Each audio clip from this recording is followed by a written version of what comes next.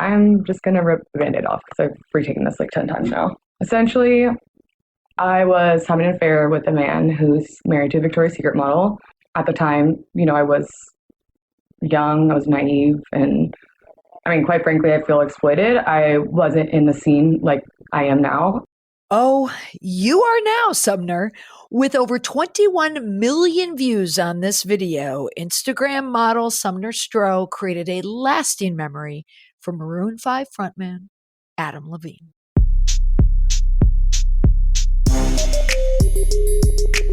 Welcome to the Indestructible PR podcast, where we use current events and tested media and PR strategies to help prevent or manage a crisis and build an indestructible reputation. In this episode, I'll share with you some key takeaways from how Adam Levine responded to his PR crisis in the fallout of the video posted by Sumner Stroh and the one mistake he made, a big mistake you never want to repeat in a PR crisis. In today's digital age, it is easier than ever for a PR crisis to spiral out of control. And if you're caught doing something, it can get even worse. That is when you have to explain for a particular behavior. So in this podcast, let's discuss the consequences when you make a mistake like this in a PR response and why you should avoid it at all costs. Now, most people know Adam Levine as the frontman for the popular band Maroon 5 or as one of the judges on the NBC series The Voice, another competition show, as Simon Cowell will say, even though he's not on that program. But what many people only recently found out is that Levine also has a long history of flirting with women. Surprised? Well, not really. After all, he is a lead singer of a rock band. I mean, not to disparage all people in rock groups, but there's an expectation there. I don't think people would be too surprised to hear it. But what surprised me was how he handled the crisis when more sordid details of his personal life spilled out online last week. So let's take a look at what happened and see if we can learn something from a mistake that he made. So hopefully you don't make the mistake if this unfortunately ever happens to you. But really, as an editor's note here, let's hope that it doesn't. All right. So last week, a viral TikTok is shared online from model Sumner Stroh. Naturally, as a middle-aged mother on a soccer field, I needed to respond right away. I was tagged on the post multiple times. And since I am certain that my daughter does not, my high school senior does not listen to my podcast, I can share that the game was really an abysmal soccer game at this point. And it was freezing and it was raining. And I thought, you know what, why not? And then she ended up telling me last night when we were talking about it at dinner, she said, oh, by the way, don't think I didn't see you filming across the field. But I didn't spend that much time doing it. But at any rate, I did something that you should never do. Hey, there's a podcast episode, how not to record a podcast that has a chance of going viral, or a podcast or a TikTok, because I'm just sitting there on the sidelines. And when you're just riffing, that's when dangerous things can happen. So I am not following my own advice. But at any rate, Sumner Stroh, an Instagram model, posted a video revealing that she had a year-long affair with Levine. She also shared screenshots of alleged private messages from Levine, and one purportedly that was from past June. So Stroh was saying that she came forward because a friend tried to sell the screenshots to a tabloid. Okay. I mean, I think we've heard this before. Now, why she did it is not that important. Now, in TikTok land, it is. There's a lot of people out there that gave various opinions on the motivations behind her revealing the news. I say in PR crisis, it doesn't matter. It doesn't matter, except it does matter when you're the person who needs to respond to it. Because one of the keys for knowing how to respond to a crisis, especially if you're dealing with another person, it's not an event or an unforeseen circumstance, for instance, but another person. Not person who wants to do you personal harm, but they want to do reputational harm, or they've done reputational harm.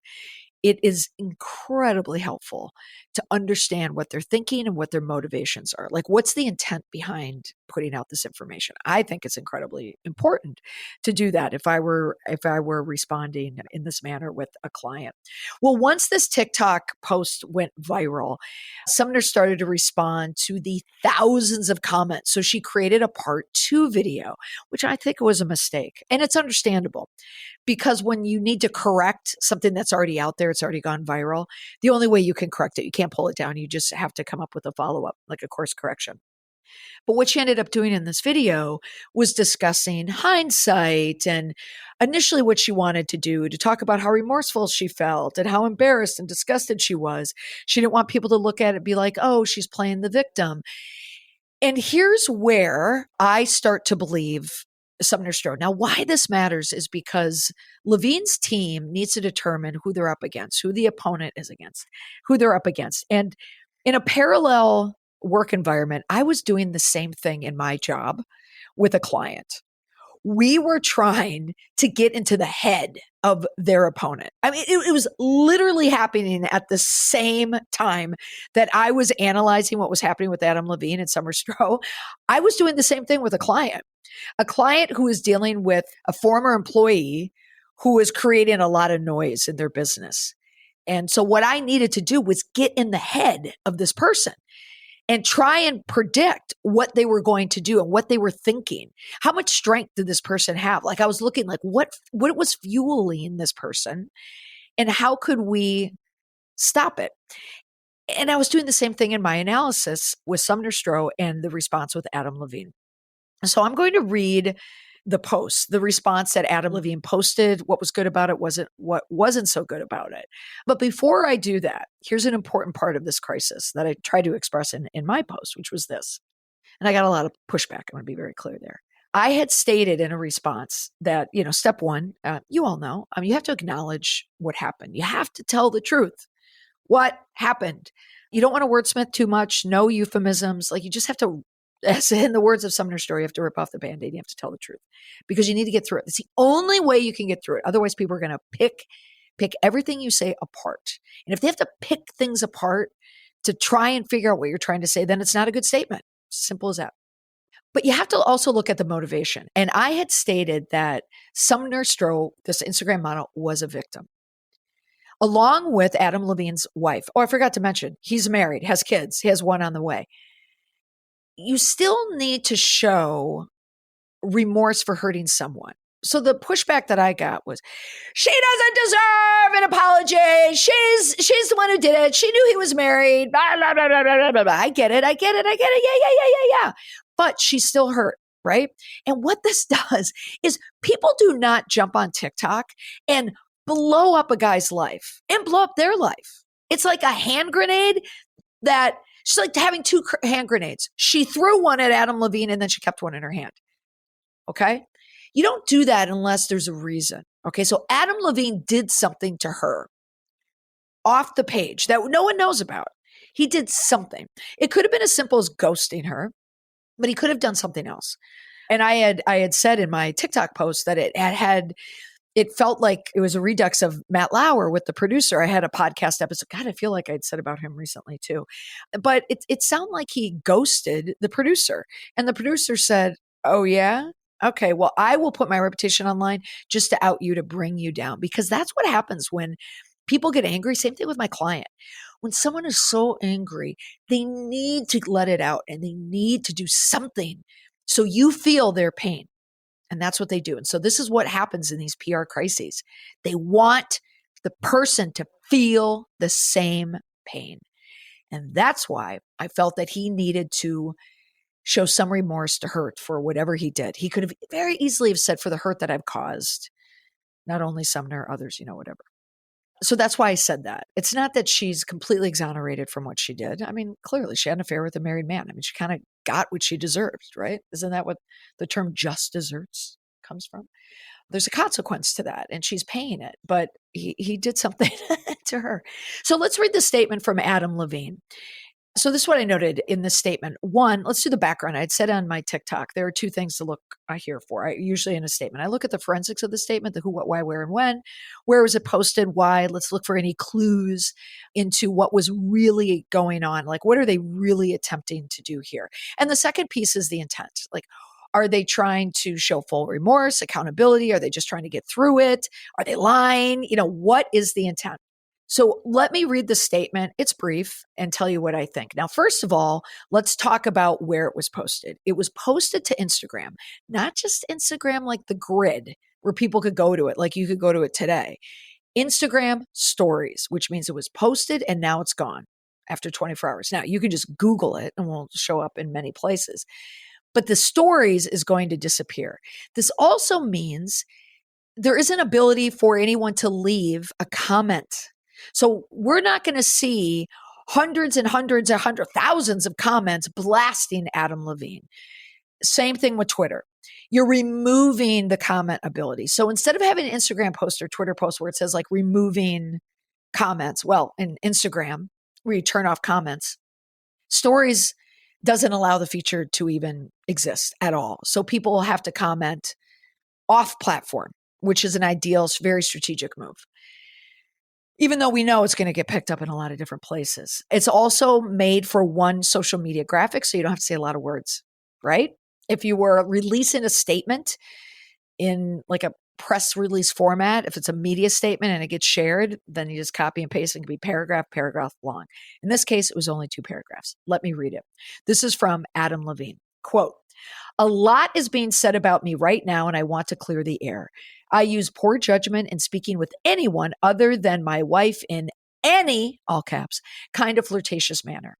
I did not have an affair. Nevertheless, I crossed the line during a regrettable period in my life. In certain instances, it became inappropriate. I've addressed that and taken proactive steps to remedy this with my family. My wife and my family is all I care about in this world," Adam continued. "To be this naive and stupid enough to risk the only thing that truly matters to me was the greatest mistake I could ever make. I will never make it again. I take full responsibility. We will get through it together," end quote. Okay, what's going on here? It's brief. It is written like Adam Levine wrote it, which I think is good. It wasn't written by a skilled writer. So that we have some, I think intentional average writing, let's just call it, in there. And I think that's pretty smart, actually. Put a little bad grammar in there. Why not? He's a singer. He's not a writer. I mean, you could be a songwriter, but grammar doesn't matter, right? But let's break this down. What we want usually in the first statement right away in these types of statements is we want accountability, or we want to acknowledge what happened. Levine's first statement is, "A lot is being said about me right now, and I want to clear the air." All right. So right there, we're saying, I think he's framing it. We're just painting this more as gossip. I'm just going to correct gossip, not the truth, gossip. "I use poor judgment in speaking with anyone other than my wife in any kind of flirtatious manner." I really don't know what that statement means, but I know what its intent is, and that is to say he is only guilty of speaking to someone else. Okay, I don't know. I've been married. I don't remember that in the vows that you can't speak to people of the opposite sex. So this is news to me. But here we are. This is the framing. He wants us to believe that the only thing he's guilty of is flirting. The third line, "I did not have an affair." Okay, comma, nevertheless. So we've moved through that awfully quick. Oh, there's nothing to see here. I did not have an affair. However, you are planting a flag right in the ground right there. I did not have an affair. That means you have to stick with that. And this is dangerous. And I said that in my TikTok post. If that's not true, that statement is now called a lie. "Nevertheless, I crossed the line during a regrettable period in my life." That's to give us some type of hint that it was a rough time for him. It could be anything. He was struggling with something. It doesn't matter. We're not supposed to know what he struggled with. We're just supposed to know there was something regrettable happening in his life. "In certain instances, it became inappropriate." Only in certain. Not all, but just certain. I've addressed that and taken proactive steps to remedy this with my family. We don't know who he's addressed it to, implying that it's with his family. My wife and family is all I care about in this world. Adam continued. To be this naive and stupid enough to risk the only thing that truly matters to me was the greatest mistake I could ever make. I think in that sentence, he started with something else. This sounds like a rewrite. I think he wanted to say to be this naive and stupid. I think he wanted to say, I would never be this naive and stupid to take this risk. Therefore, I did not do anything. That's why I think he initially was writing the statement to say, no, it's completely false. That's where I think he was going. And I think someone advised him, listen, Adam, psst, you're a singer. People understand that singers have affairs and they step out on their wives. It's understandable. We got to cop to something. Okay. You got to cop to something. Otherwise, people won't believe it. All right. Moving on. We will get through it and we will get through it together. I guess that means his wife Beatty. I guess. Okay. So that's the statement. You can see it anywhere. Now, side note, in my TikTok, I had put it behind me on a green screen and I was reading portions of it, but I did not allow for adequate time for people to pause the screen and read the statement. And boy, did I get blasted for not moving. Even my daughter away at college said something to me. And she had noted that I had doubled down in a follow-up post saying, yes, I didn't move because it was really more of an analysis, which is true. I wasn't doing the pause to read because in my mind, I felt like it was everywhere anyway, and anyone could see it anywhere. But I should have said, I'm not going to show it. You should read it someplace else. So that was my mistake. And I did a follow-up post, but wow, kids, they will. TikTok is dangerous. It definitely is. And they will let you know when you get it wrong, as will thousands of commenters as well. But fair enough. But I came back to say it didn't matter what it said in the statement because I was said in this post, none of what he says here is even relevant if there are more women who are going to come out. So I didn't even believe that this post even mattered because there were going to be more women that were coming out. And that was the point really of my post. And sure enough, more women came out and more women went on the record. So this is what we want to say here. So what is the grand takeaway that we can say about Adam Levine's post? Well, first, let's just assume that what he meant to say was true, that he was only flirting and he only flirted with this one person. And it was a terribly regrettable thing to flirt with an Instagram model when you're a lead singer for Maroon 5. So these are the things that you want to do when you really have to come clean for these sticky issues. Candor is best. It is, folks. You need to disclose as much as you can because if you don't, other people will pick it out and find it for you. They'll either scour it on the internet or someone will come forward on your behalf. He very easily could have said and added, which was a full mistake. He should have said that he's done this multiple times. There should have been some S attached to one of those words to indicate the plural. So when more people came out, which knew was going to happen, he had to know it was going to happen. We don't even know these women and we knew it was going to happen. So certainly Levine knew that it was going to happen. Disclose as much as you can. Like we need truth. That's the only way you can get through it. You want to also show empathy for a victim. It really is important that you take care of victims. In this case, it was his wife, it was his family, but also he did hurt someone else. So if he reaches out in a statement and says, I'm sorry for the person who I hurt, it's also going to calm down Sumner Stroh.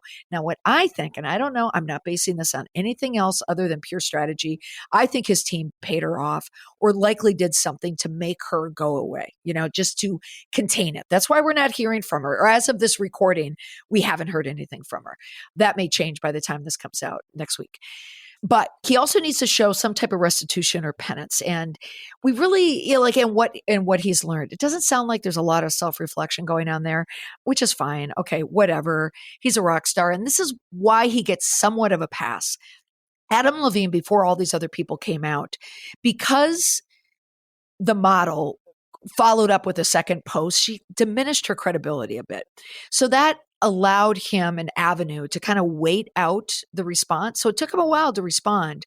He could wait it out, and he was able to skirt the line between full denial and just admitting some things because she raised questions about her motivation. okay, by that follow-up post. People were wondering what her intentions were. And his team took advantage of that. So that's why he was able to release the post that he did. But the only thing is that he wasn't honest in it. And that is the bottom line. So in every podcast, I include one indestructible PR tip, an easy to remember piece of advice that helps you manage a crisis and build your indestructible reputation. And here it is. The cover up is always worse than the F up. That's all for this week on the podcast. Thank you so much for listening. If you want more advice and background information about how to respond to a crisis, you can always listen to my book, Indestructible: Reclaim Control and Respond with Confidence in Immediate Crisis, now on Audible. Thanks so much for listening. Bye for now.